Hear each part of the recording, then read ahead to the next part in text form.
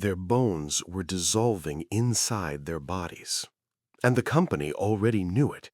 They had tested their own workers, found the radiation, read the results, and told the women they were hysterical.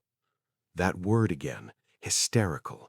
The same word they used to lock Elizabeth Packard in an asylum 60 years earlier. Different decade, different industry, same label, same outcome. That word didn't disappear, it just changed. And when those women finally died, their bones glowed in the dark. Some of them still do, right now, as you're hearing this. I found this in a 1928 court transcript. A company scientist was called to testify about workers who were dying. He refused, and nobody explained why.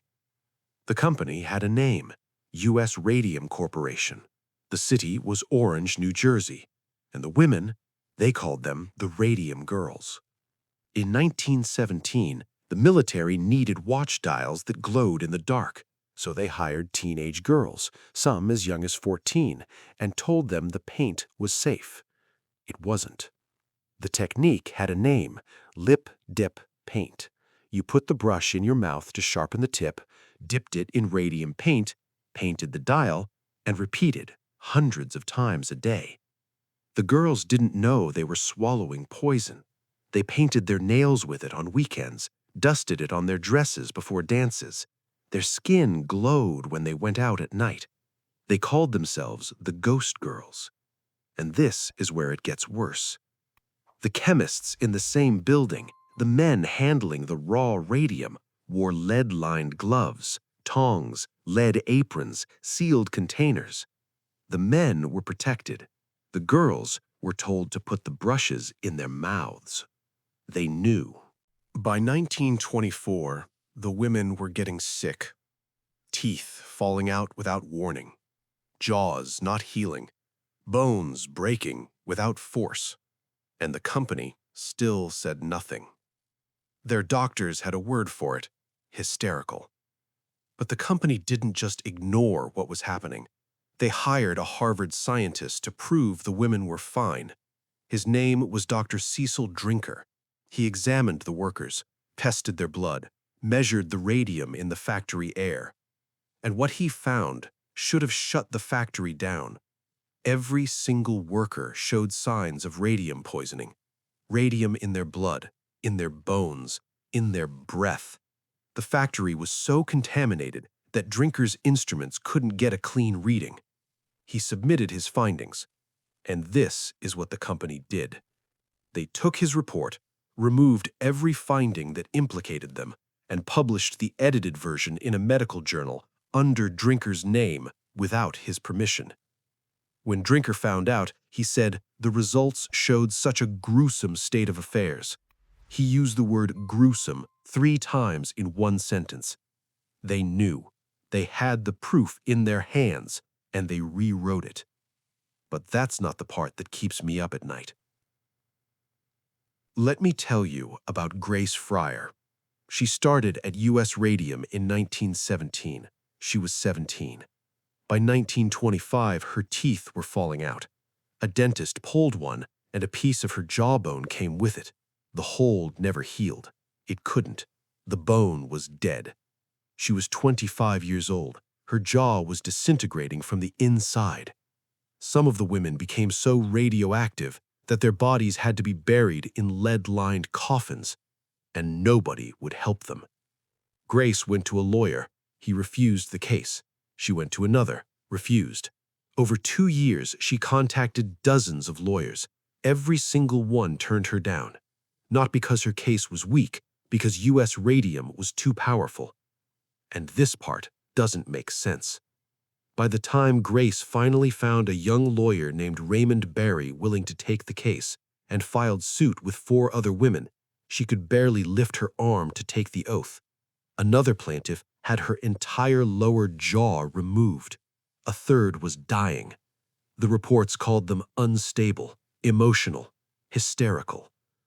The company's strategy wasn't to fight, it was to wait. Because the women were dying. and the company knew exactly how long they had. The case settled in 1928. Each woman received $10,000 and a $600 annuity for life. The company's lawyers had calculated precisely how much those annuities would cost. Not much, because none of them were expected to live long. They knew. They had always known. Grace Fryer died in 1933. She was 33 years old. The system didn't need to silence her. It just needed to wait. And this is where the records disappear.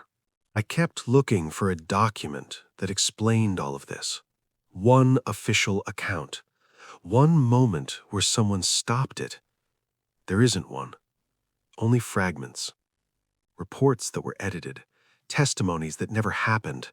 A scientist who refused to take the stand.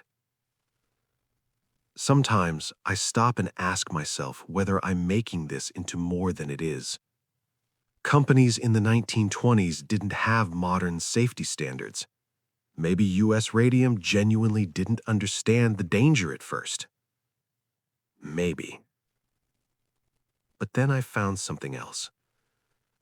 After the women died, their bodies became something else entirely. Data. The government needed to understand what radiation does to the human body, and the fastest source of data was the women who had already been poisoned. They poisoned them, let them die, and then they opened their graves and used them again. In the 1950s, researchers from the Argonne National Laboratory began a program called the Radium Dial Painter Study. They tracked down surviving dial painters, measured them, tested them, exhumed the dead. The women who were poisoned making military equipment became research subjects for the next generation of military equipment. And when researchers brought Geiger counters to the cemeteries in the 1990s, 60, 70 years after the burials, the counters clicked. They still glow. This is where the story breaks. Here is the timeline.